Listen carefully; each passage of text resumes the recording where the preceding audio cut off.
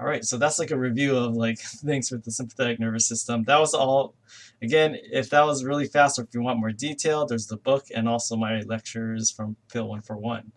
Let's talk about these two columns right here. So this part. So this is sympathetic nervous system activity. So you have regulatory hormones. So you have hormones coming here or like being secreted by this part right here, the hypothalamus.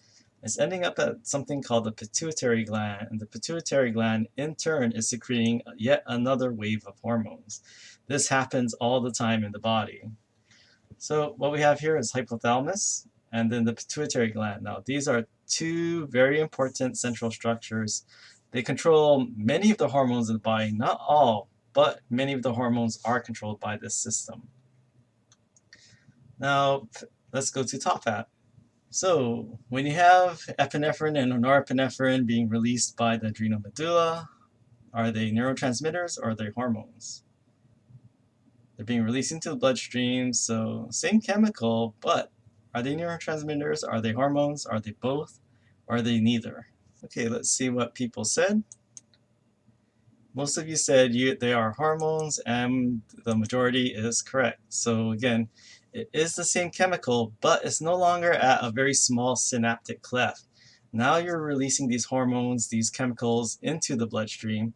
Now they can travel throughout the body and the blood. So now they have hormonal and endocrine effects, rather than just being secreted directly onto a target cell at a synapse. All right, back to our presentation. Okay, so how about this? Oh, hey, actually, let's go back to top hat. So, yet another top hat question. What bone is this? Now, for people who are new to PHYL 142, I'm not going to ask you to know all 206 bones, but some bones become very important because some structures, like sometimes blood vessels or other parts of the body, they're named after bones. This is one of those bones that has a very important substructure that houses a very important gland. If you're new to anatomy and physiology, you might be like, this is a weird looking bone.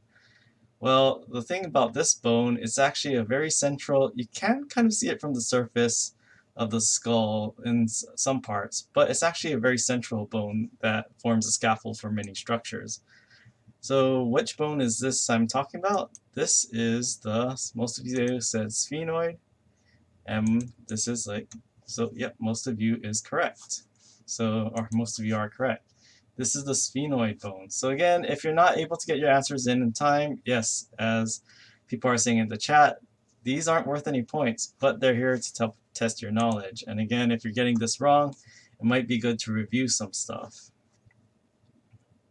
especially the questions. Again, it's better you get the questions wrong here than it would be on test. So there's a special structure in the top of this, the inferior part, a little divot called the sella tursica. It's Latin for Turkish saddle. Do you know what Turkish saddle looks like? I'm not sure.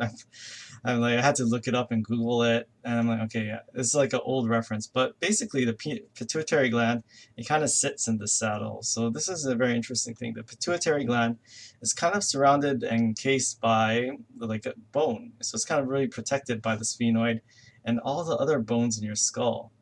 So yeah, the pituitary gland is central in here in your skull, but it's also surrounded by bone.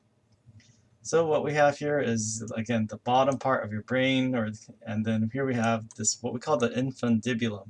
It's a little dangly bit, a little stalk that connects the hypothalamus to the pituitary. So even though in some other images I might show them disconnected, they are connected via this infundibulum. And the anterior pituitary lobe, or the pituitary lobe in humans, has two major lobes, the anterior and posterior. If you know what anterior and posterior are, they're front and back, but that's the anatomical term for it. And there's the pars intermedia. We'll get to that next lecture. But yeah, the sphenoid bone right here, notice that is surrounding and kind of protecting this very important gland we call the pituitary gland. Now, here's the pituitary glands, and here we have the pituitary gland right here. So it's secreting all of these hormones, all of these acronyms. There's some sort of hormones. This is the key right here. So this is why sometimes the pituitary gland is called the master gland, or nickname. It's not an official name, but they like to say that because why? This little gland right here, that little small bean-shaped thing in the middle of your skull, that controls all of these hormones over here. So your pituitary gland is a master of multitasking. It controls all of these hormones. But are these all the hormones in your body? Not all of the hormones in your body. But as you can see here, there are dozens of hormones that are regulated by the pituitary gland. So that's why it has that nickname. All right, so that controls all of those right here. Now here's so remember, this is why I asked that blood question. It's very important. Why do hormones have potentially global effects in your body? Because they're carried in the blood. So it makes sense that the pituitary gland has a lot of blood vessels that help to distribute hormones from the pituitary gland to the rest of the body. So what we have here is the hypophyseal portal system and the blood supply. So as you can see, what we have here are all these blood vessels carrying blood to the infundibulum, the hypothalamus, and the pituitary gland, but also leading away from it. So what happens is that you have blood coming here and picking up all these hormones and now leaving the pituitary gland and carrying it to the rest of the body. All right, so then this is definitely what I want you to know. So what we know here is that there are two systems. There's one system supplied by the superior hypophyseal artery that goes to the anterior lobe, and the second system that goes is carried to the posterior lobe of the pituitary via the inferior hypophyseal artery. But notice that they're all leaving via these hypophyseal veins. Okay, so let's talk about the two different lobes. So there are two major lobes in human, the anterior and posterior lobe.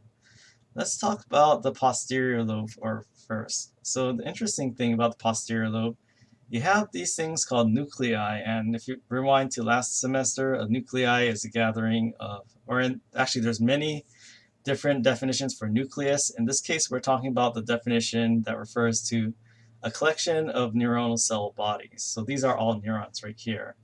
Now, do I want you to know the specific nuclei? I think that's maybe something you might see like in the 300 level anatomy and physiology, or the MCAT, or maybe the NCLEX as well.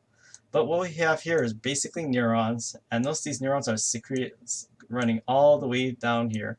Their axons are going down through the infundibulum, through the posterior pituitary, but now they're actually the axon terminals.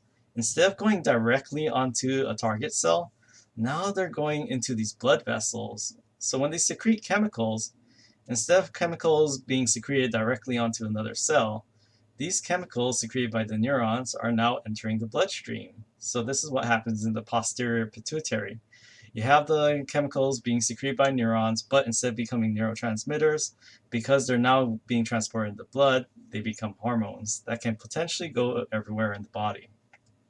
So this is what we have there. All right, so then what we have here is endocrine signaling. So, and again, remember, in endocrine signaling, blood is the primary carrier of hormones. I can't stress that enough. So hormones are being secreted into the bloodstream and being carried to distant tissues throughout your body. Whereas neurosignaling, this involves neurotransmitters. But instead of hitting the bloodstream, you have these synaptic junctions. So what we have here is a neuron secreting a chemical, but these receptors and the cell is right next to the axon terminal. And so you have the release of neurotransmitters directly onto target cells. Now, or postsynaptic cells to be more specific. And then neuroendocrine signaling, what do you have here? Now you have neurons, but instead of secreting it directly onto target cells, these neurons are now secreting their chemicals into the bloodstream, and now this can travel throughout the body. This is why these become hormones if they're transported this way. So it might be the same chemical, but are you secreting it as synapse?